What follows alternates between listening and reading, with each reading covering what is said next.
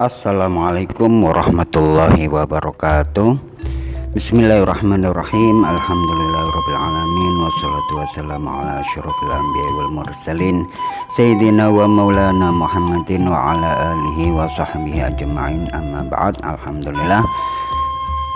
Pertama-tama marilah kita panjatkan puja dan puji syukur kita kehadirat Allah Subhanahu wa taala yang telah melimpahkan karunia nikmat serta hidayah taufik inayahnya sehingga kita dapat melakukan pengkajian kitab Safinatun Najah. Langsung saja kita langsung ke bab yang bertemakan bersuci memakai batu. Saya bacakan dulu. Faslun syurutu ijza'il hajari samaniyatun ayakuna bisalasati ahjar wa ayaqal mahallu wa alla yajifan najasu wa la yantakil wa la yatara'u alaihi akharu wa la yujawizu safhatahu wa hasyafatahu wa la yusibuhu ma'un wa antakunal ahjaru tahiratan, yang artinya syarat-syarat bersuci memakai batu itu ada 8. 1. Adanya 3 batu. Nanti keterangannya ya. Yang kedua, ketiga batu bisa membersihkan tempat yang najis. Ketiga, najisnya tidak sampai kering. Keempat, najis belum pindah dari tempat asalnya. Yang kelima, tidak kedatangan najis yang baru atau najis yang lain. Keenam, najis yang akan disucikan tidak boleh melewati kiri kanannya dubur atau lubang pantat, dan hasyafah ujung kemaluan laki-laki tidak boleh melewati dari hasyafah. Kemudian yang ketujuh, najis yang akan disucikan tidak terkena air. Terakhir, batu-batunya harus suci. Dalam pembahasan kali ini yaitu bersuci memakai batu, bersuci selain dengan menggunakan air di dalam Islam diperbolehkan. Ada catatan yang harus kita penuhi.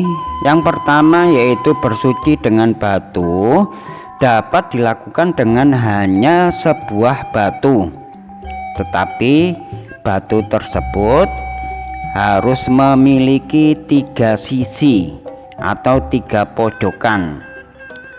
3 sisi 3 pojokan maksudnya kita hanya menemukan satu batu agak besar, terus kemudian batu tersebut memiliki 3 sisi 3 pojokan sehingga mengusapnya itu bisa 3 kali ya. Dari pojokan pertama 1 kali, pindah ke pojokan yang kedua satunya lagi, kemudian ke pojokan yang ketiga diusap lagi.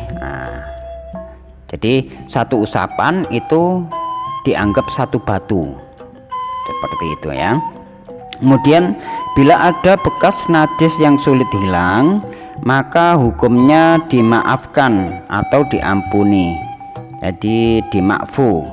Kalau seumpama najisnya itu agak sulit dihilangkan, misalkan kalau kita buang air besar, terus buang air besar kita itu agak keras ya, seperti orang sakit perut itu keras, hukumnya kotorannya itu kemudian sulit untuk dihilangkan secara sempurna, maka itu diampuni, maksudnya dimakfu, dimaafkan. Kemudian yang ketiga, bila najis sudah mengering, maka toharoh atau bersuci harus dilakukan dengan air. Oleh karena itu, orang yang bersuci dengan batu selain air itu ketika bila mau buang air besar atau buang air kecil itu sudah disediakan di tempatnya, sudah disiapkan. Makanya oleh karena itu jangan sampai najis tersebut mengering terlebih dahulu. Kalau sudah mengering maka tidak bisa bertoharoh atau bersuci dengan batu, tak boleh, maka harus dengan air kalau sudah mengering. Kemudian yang keempat, bila najis sudah berpindah dari tempatnya yang asli, maka toharoh dilakukan dengan air. Maksudnya bila najis sudah berpindah dari tempatnya yang asli, itu tempat aslinya, misalkan kalau dubur itu dari lubang dubur, ya sekiranya kalau tangan kita menggenggam itu kira-kira sebesar yang di jari kelingking kita itu. Nah, coba dilihat jari kelingking kita, coba kita genggam, kira-kira sebesar itu. Lihat yang putihnya saja ya. Kalau najis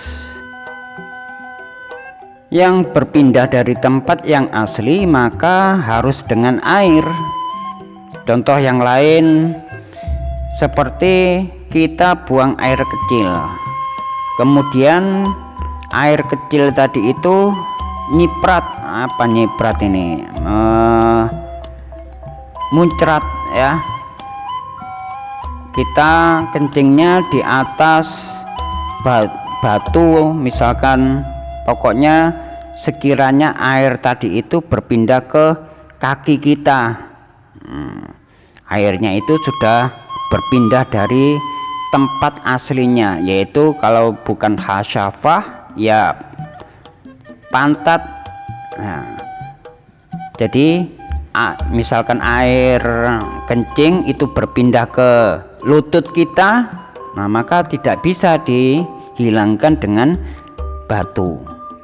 Ataupun berak kita, kotoran kita itu berpindah ke tangan kita, maka tangan tadi itu tidak bisa dibersihkan dengan batu karena najisnya sudah berpindah dari tempat yang asli. Kemudian yang dimaksud najis lain termasuk percikan dari najis itu sendiri, yaitu maksudnya sudah kemasukan atau kena najis yang lain. Kita habis kencing, kemudian kencingnya tidak mengenai badan kita, tapi terkena najis yang lain. Misalkan najisnya kencingnya kucing, misalkan netes ke tempat kita, ke badan kita atau yang lain, maka itu tidak bisa disucikan dengan batu. Kemudian fungsi batu dapat digantikan dengan benda lain yang keras, kira-kiranya dapat menghilangkan najis. Contohnya seperti apa? Seperti batu bata. Batu bata ini kan keras sifatnya, boleh kita menggunakan batu bata. Padahal batu bata itu kan dari tanah liat ya kan, tapi karena sudah mengeras maka tidak apa-apa. Tapi batu batanya yang sudah kering ya, atau pakai kayu pun tidak apa-apa. Kita menghilangkan najis dengan selain air, kemudian kita hilangkan dengan pakai kayu, tidak apa-apa.